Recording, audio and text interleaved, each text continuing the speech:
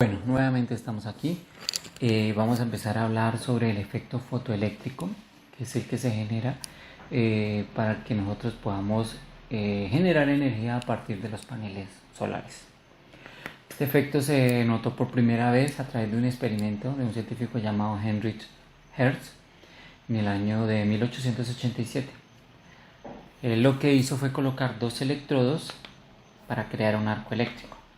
Pero se dio cuenta que si exponía estos dos electrodos a la luz del sol, podría separar más los electrodos y se podría crear un arco eléctrico mucho más grande. Caso contrario que a la sombra, se los podía separar y automáticamente se perdía el efecto del arco porque no era capaz de llegar el haz de electrones hacia el otro lado. Obviamente pues todavía no se sabía por qué pasaba esto. En el año de 1905 Albert Einstein planteó una teoría de por qué pasaba esto.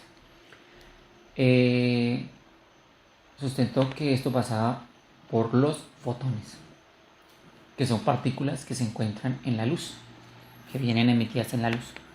Obviamente estos fotones se mueven a cierta velocidad, técnicamente a la velocidad de la luz.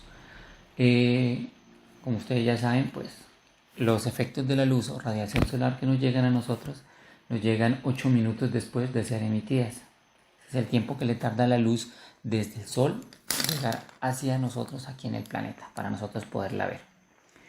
Esto le valió a Albert Einstein el premio Nobel en el año de 1921. Él planteó la teoría en el año de 1905, pero resulta que pues se pusieron más trabas y mientras analizaban si era cierto lo que decía Albert Einstein, quedó todo en el limbo hasta el año de 1921. Entonces él lo que descubrió fue el efecto fotoeléctrico, los fotones. ¿Sí? Son partículas portadoras de radiación electromagnética, como lo es los rayos gamma, la luz ultravioleta. Bueno, creo que hay otras partículas que se encuentran ahí en la luz. En este momento no me acuerdo muy bien de todas, pero bueno, ahí están las partículas.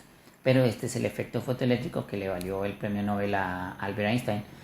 Recuerden que Albert Einstein se ganó el premio Nobel no porque haya postulado la teoría de la relatividad especial o general. Fue por el efecto fotoeléctrico. ¿Listo? Bueno, ahora vamos a empezar a hablar de cómo funcionan las celdas solares. O sea, cómo hacen para generar energía. Obviamente lo hacen a través de un sistema que nosotros llamamos diferencia de potencial, ¿sí? A través de una unión PN. Bueno, para que no escuche tan feo, NP, ¿sí? ¿Qué es esta unión PN? Bueno, obviamente la base de la celda solar es el silicio. El silicio pues lo encontramos pues como uno de los materiales más abundantes en la Tierra. Con él se construyen los vidrios, los espejos, los vasos, todo lo de vidrio, ¿sí? Entonces se utiliza un silicio en un 99.9999% puro, ¿sí? Obviamente toman la arena y sacan óxido de silicio. Lo someten a un tratamiento con nitrógeno, bueno, no sé con qué, cómo le hacen ahí. Y ni a qué temperaturas extremas someten el silicio, creo que más de 2000 grados centígrados. Entonces, al ser sometido el silicio a estas temperaturas, ellos lo que hacen es unas barras de silicio.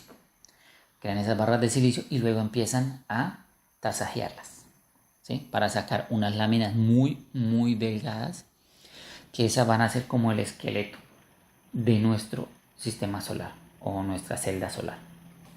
Bueno, las moléculas de silicio están conectadas una con otra, los átomos están conectados uno con otro a través de sus electrones, que serían los electrones que se encuentran en la última, en el último nivel. Recuerden que creo que el silicio tiene 14 electrones. Bueno, en su último nivel de valencia tiene 4 electrones. Esos 4 electrones le valen para conectarse al resto de los átomos de silicio. Entonces ellos se interconectan unos con otros compartiendo un electrón en su último nivel de valencia. Entonces como tiene 4, los comparte con el siguiente átomo de silicio y así sucesivamente hasta crear una red, una placa de silicio. Pero ¿qué pasa? Esto no es suficiente para conducir la electricidad. Ahí los electrones no se pueden mover ni para un lado ni para otro. Obviamente quedan reservados, quietos. Entonces esta placa podríamos decir que es una placa que no conduce, que no es conductora. Bueno, entonces tomamos dos placas del mismo tipo, ¿sí? Entonces vamos a coger la primera placa. Esta placa le vamos a inyectar, le vamos a dopar con una sustancia que se llama el fósforo, ¿sí?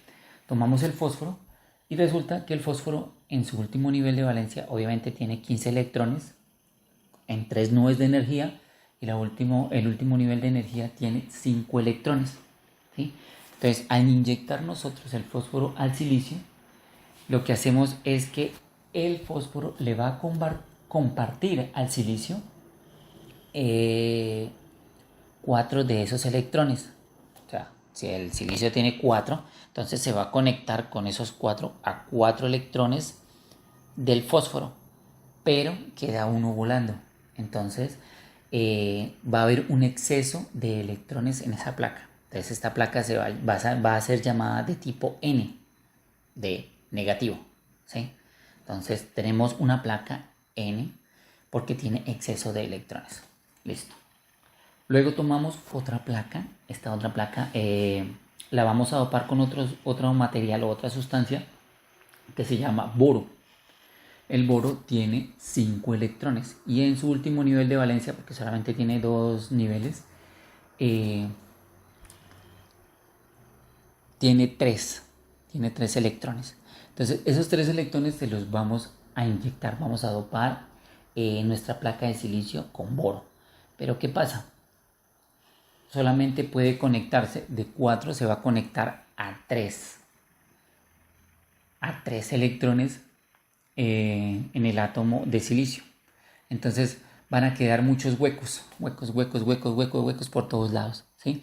Entonces va a haber un exceso de protones, o sea, va a ser positivo, va a ser un material de tipo P. Entonces estos enlaces que se generan entre un material y otro, en donde se comparten electrones, se llaman enlaces covalentes. Obviamente pues eso se aprende en química. Listo, tenemos 2 láminas, una dopada con fósforo, otra dopada con boro. Una con el exceso de electrones y otra con huequitos. Entonces, ¿qué hacemos? Unimos las 2 láminas. Al unirlas, ¿qué va a pasar? Los electrones, en la placa donde hay un exceso de electrones, se va a ir directamente hacia la placa que tiene los huecos. Y estos huecos se van a llenar con los electrones que hay libres en la otra placa, en la de fósforo. Entonces ellos llegan aquí, a toda la línea, en ese punto. Cuando llegan ahí, van a crear una región que se llama la región de agotamiento. Esta región de agotamiento es donde ellos empiezan a llenarse. Huequito, electrón, huequito, electrón, huequito, electrón, huequito, electrón. Entonces ellos van a saturar esa región y ya los protones, los electrones que están sobrando, quedan sobrando en el otro lado, del lado N. Y los huequitos que quedan en el lado P van a quedar en ese lado porque están trabados, no pueden pasar de la región de agotamiento porque ya los que se ganaron el puesto se lo ganaron.